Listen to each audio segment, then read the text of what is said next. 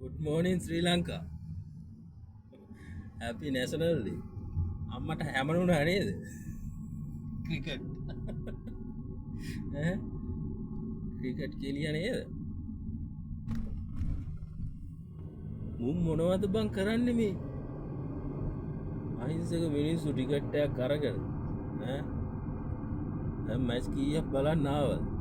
මුන්ට එක මැච් එක තරංගාවලි දිනන්න ඕනේ. එක මැච් එකක් දිනන්න බෑද මුන්ට?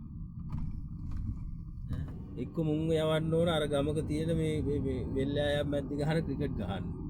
ඒ ගහන කොල්ලෝ ගෙනල්ලා මේ ග්‍රවුන්ඩ් එක දාන්න ඕන මුන්ට සෙල්ලම් කරන්න. මොනවද බම් මේ ලකුණු 129ක් ගහ ගන්න බැරි ක්‍රිකට්? ඉතින් ඉන්දියාව දැක්කම මුන්ට චූයි යනවා අහන්න දෙයක්ද? ඉන්දියාවේ එකෙක් ගහනවා ඉතින් ලකුණු 100. 20යි 20 ගහුවා තුන් ලකුණු 200යි 250යි 20යි 20. ෆයෝ වන්දන්නේ එක්කෝ මුන් ඔක්කොම අයින් කරලා අලුතෙන්ම ටීම් එකක් හදලා එහෙම අර සභාපති කියලා එකෙක් ඉන්න මොන ගඳේත් මන් දන්නේ ඌ අයින් කරන්න ඕන මුලින්ම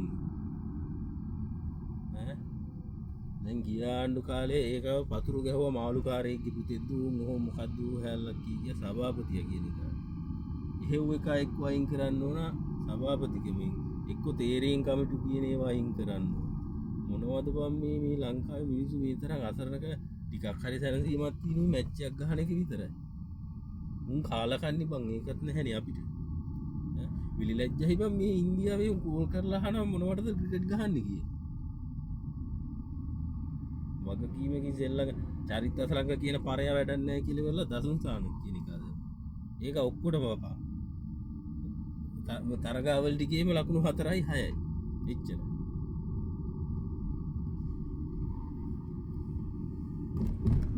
අර මුත්තයියා කියනවා වගේ ජීවිතේට මේ ක්‍රිකට් හදන්න බෑ ලංකාව. ඔච්චර තමයි ක්‍රිකට්. දැන් මේ 7 වෙනිදාද කොහෙද 20යි 20 වර්ල්ඩ් කප්. අයර්ලන්තයත් එක්ක නේද? අයර්ලන්තයත් ඊළඟට ඕස්ට්‍රේලියා. ඉතින් අපේ උන්ට උන් දැක්කම උත් යනවා. ඉතින් මේ අංගලියන්ට ගහන්න බැරි ලංකාවනේ මේක. අත්තලාමේ. මංගලියන්ට ගහන්න බෑනේ. උනුත් ඇවිල්ලා වැඩ දාලා යනවා ලංකාවේ. කෝච් කරන්න කෙනෙක් නෑ. මාලිංග මහත්තයා අයියෝ සාන්ත. ඌනම් දෙයක් කරා කියලා කියන්නත් ඇහැකි ඉතින් අර බෝල් පැත්තින් ඌ අර දුස්මන්ත චමීර එහෙම දෙන්නේ තුන් දෙනෙන්නේ අල්ලගෙන ඉන්නේ. ඉතින් ඒ කට්ටිය මේ ඌ පුහුණු වීම කරනවානේ උන්ගෙන් ක්‍රිකට් ටිකක් එනවනේ. මේ මන් දන්නේ සනාබෝයිගේ තිබ්බ තරම් නැති කරගත්ත ක්‍රිකට් එකට ඇවිල්ලා. මන් දන්නේ කාලා කන්නේ මැච් බලන්න එක්ක යන්නේ උන් දැනගන්න ඕන ඔයා ඉන්න. අපිට ලැජ්ජක් නැහැනි බං කොච්චර පෙරදුනත් බලනවා. උන්ට ලැජ්ජක් නැහැ කොච්චර පෙරදුනත් උන් මැච් ගහනවා. මචං කියන්න ගුණාවක් වෙනවා කටට ඒඳ නොකිය ඉන්න.